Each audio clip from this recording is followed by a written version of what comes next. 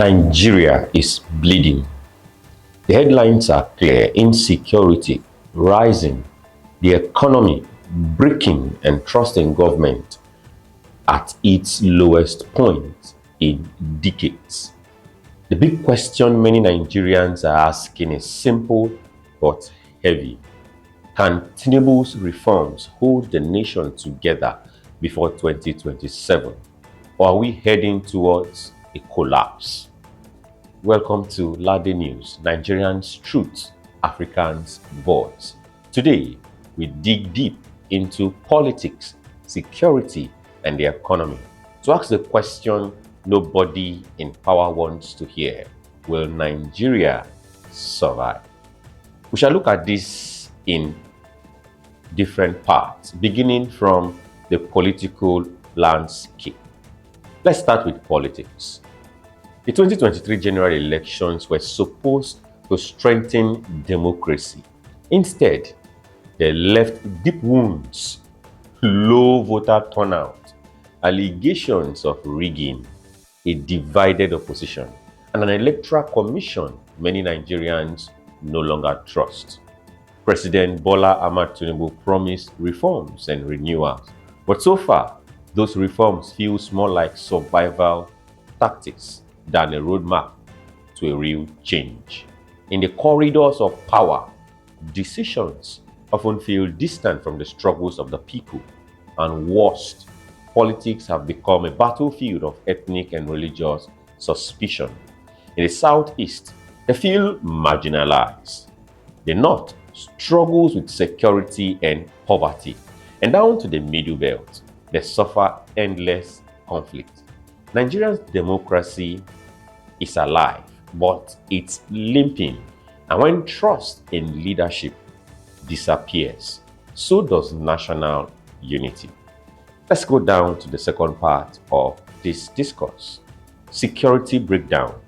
Now let's talk about security, or what's left of it.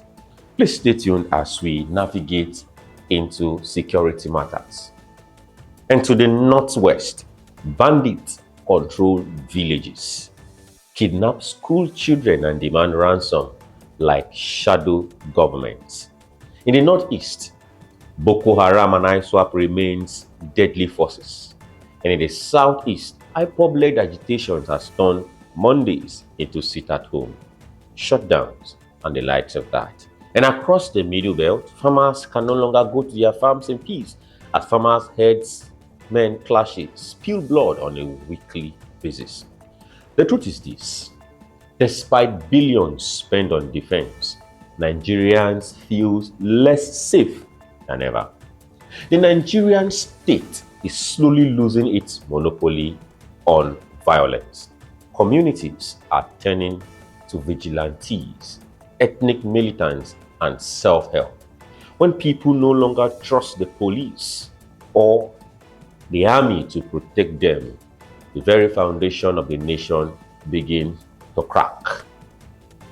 Let's dive down to the part 3 of this: economic struggles. Even if the political system and the security system were stable in our country today, no country will survive economic collapse. Removal of fuel subsidy in the year 2023 was pitched as reform. Instead, it triggered pain.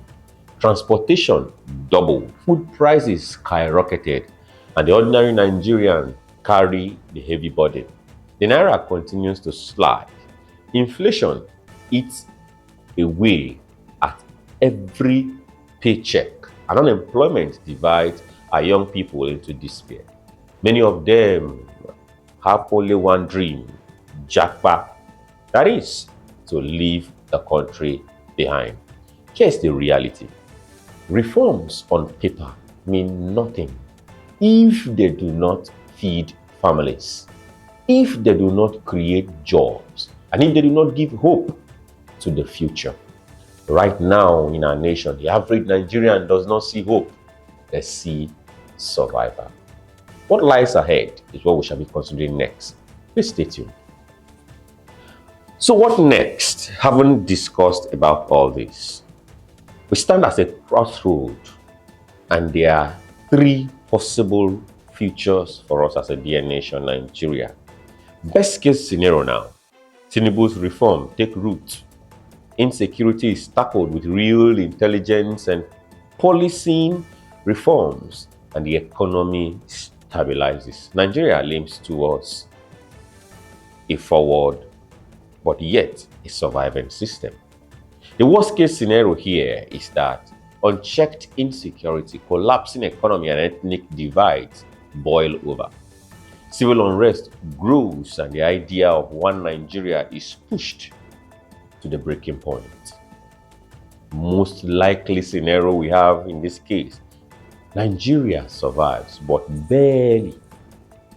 A fragile state, staggering from one crisis to the next, waiting for real leadership that may or may not come. The choice is not written on stone. It depends on political will at the top and civic courage from everyday Nigeria.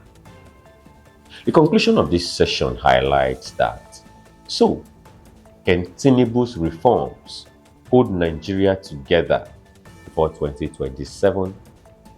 What do you think? Let's get your thoughts in the comments. But I give you my own response: yes, but only if leadership finally means service and not self-preservation. Yes, but only if citizens refuse silence and demand accountability from their leaders.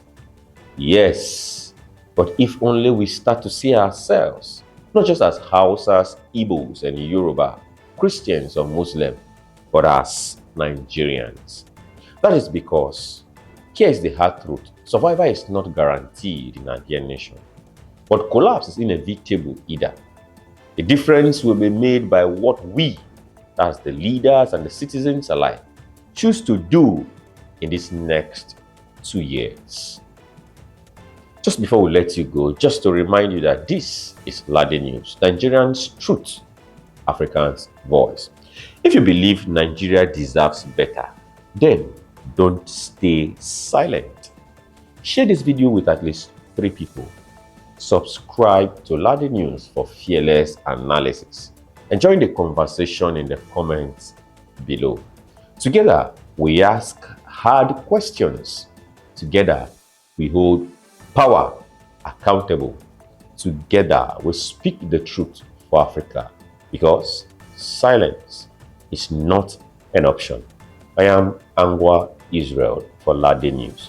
Thank you and see you next time.